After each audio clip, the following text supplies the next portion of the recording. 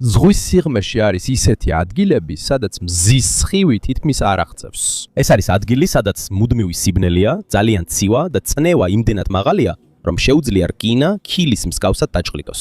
მაგრამ ამ ძიმე პირობების მიუხედავად არსებობენ არსებები, რომლებიც არა მხოლოდ ცოცხლობენ, არამედ ნორმაზე მეტადაც იზრდებიან.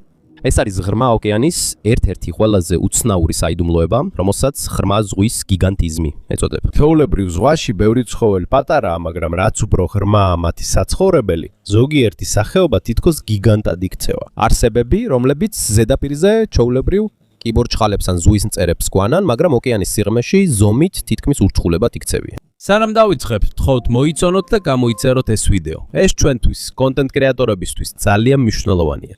გმადლობთ. ეხლა კი დავიწყოთ. აქ ერთ-ერთი ყველაზე ცნობილი არსებაა გიგანტური იზოკარპუსი. თუ ოდესმე გინახავთ პატარა როლიპოლი ან პილბაგი მიწაზე, თითქმის ასეთივე გარეგნობა აქვს მას. სხვაობა ისაა, რომ მისი ღრმა ზღვის ვერსია თითქმის 9 მეტრამდე იზრდება.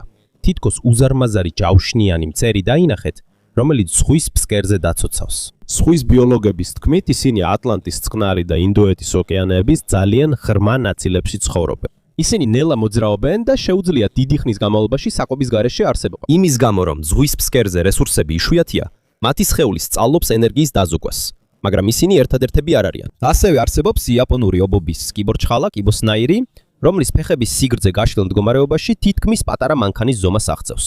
პირველი შეხედვისას ეს არსება სამეცნიერო ფანტასტიკიდან მოსულს გავს. ის ნელა მოძრაობს იაპონიის მახლობლად, ოკეანის ფსკერზე, იხენებს გრძელ ფეხებს ბნელში საკვების მოსაძებნად და კიდევ უფრო საშიშია კოლოსალური კალმარი. ეს უბრალოდ კალმარი არ არის, ის ერთ-ერთი ყველაზე იდუმალი მტაცებელია ღრმა ოკეანეში. ძალიან იშვიათია მისი ცოცხლად ნახვა, რადგან მისი საცხოვრებელი ძალიან ღრმაა. მკვლევართა თქმით, კოლოსალური კალმარის თვალი ცხოველთა სამყაროში ერთ-ერთი ყველაზე დიდია. ის კალათბურთის ბურთზე დიდიც კია. ეს მნიშვნელოვანია, რადგან ზღვის ფსკერზე თითქმის არ არის სინათლე.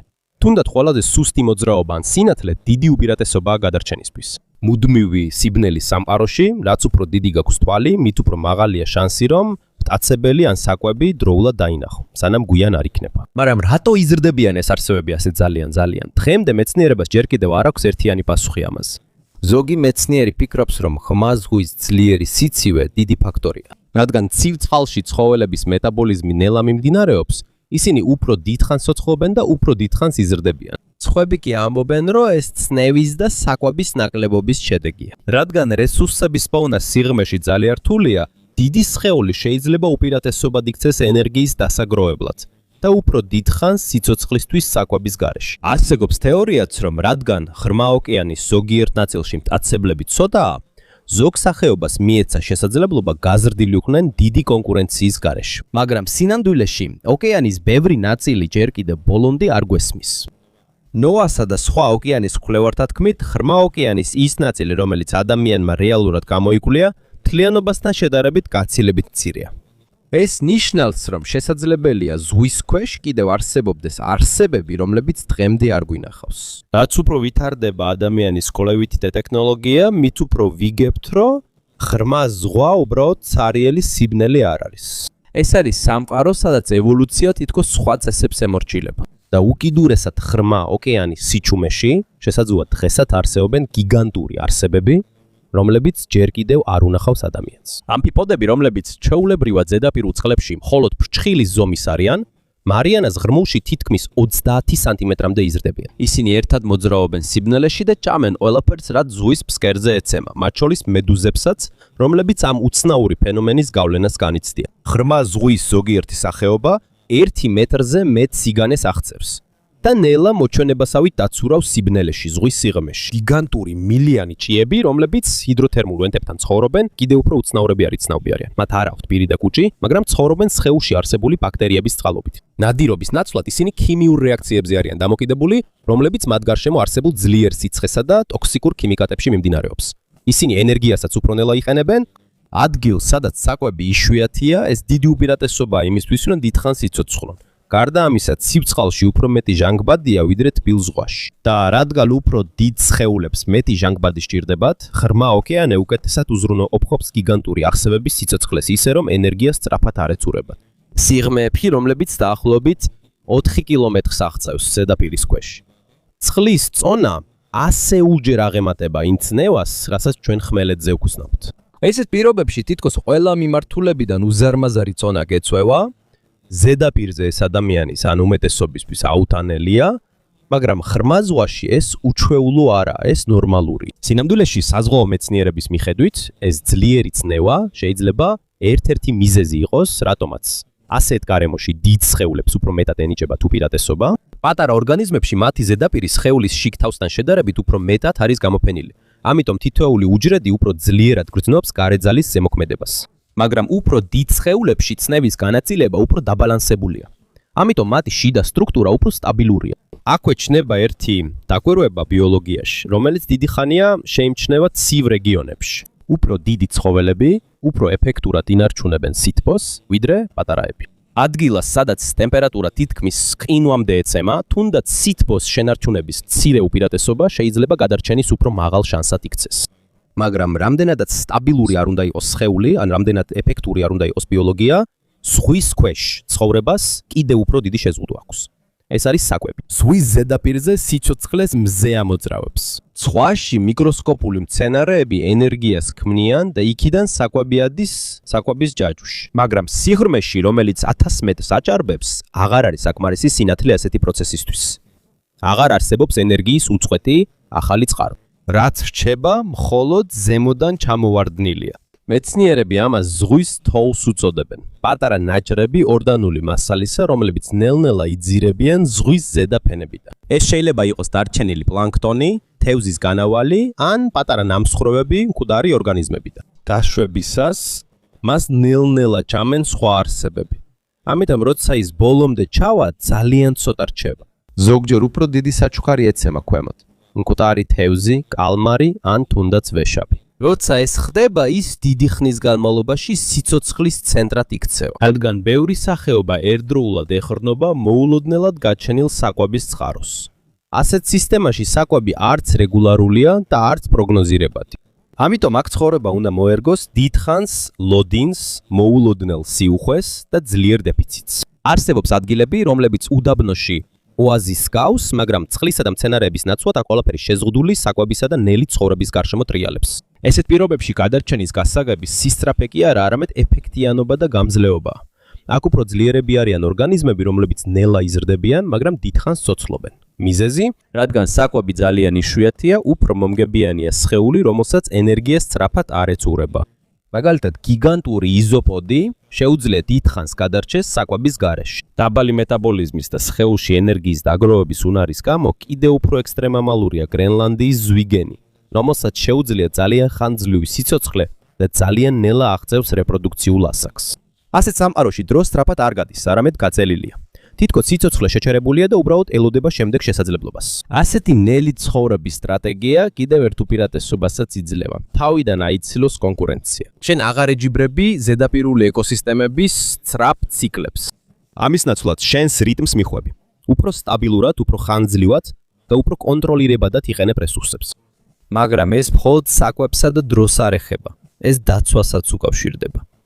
შუაღამის ზონაში მტაცებლები ნაკლებია ვიდრე ზედაპირულ ზღვაში. და აქ მყოფები ძირითადად ჩასაფრების სპეციალისტები არიან. ისინი სიურპრიზი არიან დამოკიდებული და არა დევნაზე. არის ენგლერფიში, რომელიც სინათლეს იყენებს მსხვერპლის მისაზიდად. არის დრაკონის თევზი, რომელსაც შეუძლია სრული სიბნელეში მოქმედება. და არის მხლაპავი გველთევზა, რომელსაც შეუძლია მსხვერპლი უცებ გადაყლაპოს. ამის მიუხედავად, უფრო დიდი სხეულები უფრო რთული შესაღწევი ან დასარტყამია. მაგალითად, გიგანტურ იზოპოდს აქვს მაგარი ნიჟარა, როგორც ჯავშანი. ხოლო იაპონური ობობის კიბორჩხალა იყენებს ზომასა და ფეხების სიგრძეს, როგორც თავდაცვისა და დაშინების საშუალებას. ოკეანის უფრო ღრმა ნაწილებში არსებობენ არსებები, რომლებიც არა მხოლოდ იზრდებიან, არამედ დომინანტები ხდებიან საკუთარ სამყაროში. არსებობენ გიგანტური კალმარები, რომლებიც ცნობილია იმით, რომ ეჯიბრებიან კაშალოტებს და ორივე სხეულზე ნაიარევებს ტოვებენ. აქ ზომა მხოლოდ თავდაცვა არ არის, არამედ იარაღიც ხდება. ასეთ ფორმით სარგებლობენ ზოგიერთ მედუზაც კი. ზომისა და სხეულში არსებული ტოქსინების გამო თითქმის არც ერთ მტაცებელს აღარ სურს მათი ჭამა. ღრმა ზღვაში საკვებად უარგისობა ერთგვარი დაცვა. მტაცებლობის შემცირების ჰიპოთეზის მიხედვით, როცა მტაცებლები ცოტაა, ქრება ზეწოლა, რომ დარჩე პატარა და სწრაფი. მარჩხლებში უნდა დაიმალო და გაიქცე. მაგრამ ღრმა ზღვაში, სადაც დამალვა შეზღუდულია და ნელი მოძრაობა ნორმალურია, გადარჩენის სტრატეგია დიდი ზომა უფრო სიცოცხლის უნარიანი ხდება. ყველა სახეობა არ იზრდება. ბევრი მათგანი პატარა რჩება და თითქმის უხილავია. ეს ნიშნავს, რომ გადარჩენისთვის ორი ძირითადი სტრატეგია არსებობს. იყო ძალიან დიდი ან თითქმის უხილავ. კიდევ ერთი მნიშვნელოვანი ფაქტორია ღრმა ზღვის სტაბილურობა. მილიონობით წლის განმავლობაში ის თითქმის არ იცვლება. იგივე სიცივე, სიბნელე და წნევა. ამიტომ ევოლუცია ნელა მიმდინარეობს და არსებობს სახეობები, რომლებიც თითქმის არ შეცვლილან დინოზავრების დროიდან. მაგალითად, გიგანტური იზოპოდი. ასევე კონკურენცია ნაკლებია ვიდრე ზედაპირულ ოკეანეში. ამიტომ სხვა სახეობებს უფრო მეტი სივრცე აქვთ ევოლუციისთვის. ამასთან ერთად, ბევრი ღრმა ზღვის გიგანტი იყენებს შერჩევის სტრატეგიას. ცოტა, მაგრამ უფრო განვითარებული შთამომავლობა. ზუსტად ისე, როგორც ზოგიერთი დიდი თევზი, რომელიც ნაკლებ გვერდს ხსდებს, მაგრამ გადარჩენის შანსი უფრო მაღალია. ზღვის ურჩხულების შესახებ ამბები მხოლოდ ლეგენდებად მიიჩნეოდა. მაგრამ მეცნიერების კვლევების შედეგად ნელ-ნელა გამოიკვეთა, რომ ამ ამბებიდან ზოგიერთს მართლაც აქვს საფუძველი. მაგალითად, გიგანტური კალმარი იშვიათად ჩანს ცოცხლად. ხშირ შემთხვევაში ადამიანები პოულობენ მხოლოდ ნიმუშებს, რომლებიც ნაპირზე გამორიყულია ან ბადეში მოხვედრილია, დაზიანებული, დეფორმირებული და აღარ აქვს ბუნებრივი იერი. ამიტომ ისინი უფრო შემზარავად გამოიყურებიან, ვიდრე სინამდვილეში არიან. მაგრამ მიუხედავად ამისა, თვალის დიდი ზომა და მაგარი ნისკარტი, რომელსაც შეუძლია ხორცის გაჭრა, მაინც თვალშისაცემი. იმის ნაცვლად, რომ მათ ურჩხულებად მივიჩნიოთ, უფრო სწორია უყუროთ, როგორც ძლიერ ადაპტირებულ არსებებს სამყაროში, სადაც თითქმის არ არის სინათლე, ძალიან ცივა და წნევა უკიდურესად მავალია. მაგრამ უფრო გასაოცარი არა თავად ეს არსებებია, არამედ ის ადგილი, სადაც ისინი ცხოვრობენ. ღრმა ოკეანის მხოლოდ 5%-ზე ნაკლებია რეალურად შესწავლილი ადამიანის მიერ. ეს ნიშნავს, რომ ოკეანის ის ნაწილი, რომელიც ჩვენთვის უცნობია, ბევრად უფრო დიდია, ვიდრე ის, რაც ვიცით. ყოველი წყალქვეშა აპარატის ჩასვლისას ახალი სახეობა, ახალი ქცევა და ახალი ეკოსისტემა აღმოაჩინებ. ამ პერსპექტივიდან ძველი ზღვის ლეგენდები დეტალებში შეიძლება არ იყოს ზუსტი, მაგრამ შეგრძნებით სწორია. არსებობს მართლაც უჩვეულო არსებების სიღრმეში, რომელთა ახსნა რთულია მათთვის, ვინც არასდროს უნახავს. ღრმა ზღვა არ ემორჩილება იმავე წესებს, რაც ზედაპირზეა. სტრატეგია, რომელიც ეფექტურია მარჯნის რიფზე, შეიძლება სრულიად უსარგებლო იყოს აბისში. აქ გადარჩენა უკიდურეს ადაპტაციაზეა დამოკიდებული. ეს შეიძლება იყოს უზარმაზარი ზომა, თითქოს უხილავობა, ძალიან ნელი მეტაბოლიზმი ან უკიდურესი გამძლეობა. დღემდე მეცნიერებისთვისაც კი გაურკვეველია, რატომ იზრდება ზოგიერთი სახეობა ძალიან დიდად, მაშინ როცა სხვები პატარა რჩებიან. ასევე არ არის ზუსტად ცნობილი, აქვს თუ არა ზღვის სიღრმის ორგანიზმებს მაქსიმალური ზომის ზღვარი. თუ ეს ზომა კიდევ შეიცვლება, რადგან ჩვენ უფრო მეც ვიგებთ მათ შესახებ. ყოველი ახალი კვლევისას უფრო მეტი კითხვა ჩნდება, ვიდრე პასუხი. ახალი გიგანტური კალმარები აღმოაჩინეს ამფიპოდები ღრმა ხევებში, სადაც ადრე ეგონათ, რომ სიცოცხლე არ არსებობდა. და მედუზები, რომლებიც უფრო დიდია, ვიდრე მკვლევარები ელოდნენ. ოკეანე ყველაზე დიდი ეკოსისტემაა პლანეტაზე, ხოლო ღრმა ზღვა მისი ყველაზე გაუგებარი ნაწილია ჩვენთვის. ტექნოლოგიის მიუხედავად, ის თითქმის გამოუკვლელია სხვა ადგილებთან შედარებით, თუნდაც სხვა პლანეტებთან. ამიტომ დღემდე ღიაა კითხვა, რა არის კიდევ ქვემოთ. რა არსებები არსებობენ, რომლებიც ჯერ არ გვინახავს და რა სახის გადარჩენის სტრატეგიებია შესაძლებელი ასეთ გარემოში და სიღრმის სიჩუმეში. ღრმა ზღვა მუდმივად გვიჩვენებს, რომ სიცოცხლე ბევრად უფრო ფართოა, ადაპტირებადი და იდუმალია, ვიდრე ადამიანმა ოდესმე წარმოიდგინა. ყველაფრის ბოლოს, რაც ღრმა ზღვის შესახებ ვისწავლეთ, ერთი მარტივი ჭეშმარიტება რჩება. ჩვენ უფრო მეტი არ ვიცით, ვიდრე ვიცით. ოკეანის სიღრმეები მკვდარი სივრცე არ არის. ეს არც უბრალოდ ბნელი ნაწილი არ არის ჩვენი სამყაროსი. ეს არის მოძრავი ეკოსისტემა, სადაც სიცოცხლე მუდმივად ერგება პირობებს, რაც თითქმის შეუძლებელია ადამიანის ჩვეულებრივი გაგებისთვის. აქ გადარჩენა მხოლოდ სისწრაფესა და ძალაზე არ არის დამოკიდებული, არამედ უნარზე. დაელოდო, დაზოგო და გააგრძელო ცხოვრება მაშინაც კი, როცა შესაძლებლობები იშვიათია. ზღვის ზედაპირზე ჩვენ მიჩვეულები ვართ მზის ციკლს, დღეღამეს და გარემოს სწრაფცვლილებებს, მაგრამ ღრმა ზღვაში ეს ფაქტორები თითქმის არ არსებობს. სიცივე თითქმის უცვლელია, სიბნელე მუდმივია, წნევა მუდმივია, და ამის გამო აქ სიცოცხლეს ცვლილებები არ აჩქარებს. ამის ნაცვლად ის ნელ-ნელა ყალიბდება სტაბილურობით, რომელიც მილიონობით წელს გრძელდება. აი ესეთი გარემო არის მიზეზი, რატომაც ევოლუცია აქაც განსხვავებულად მიმდინარეობს. ეს არ არის სწრაფი გარდაქმნა.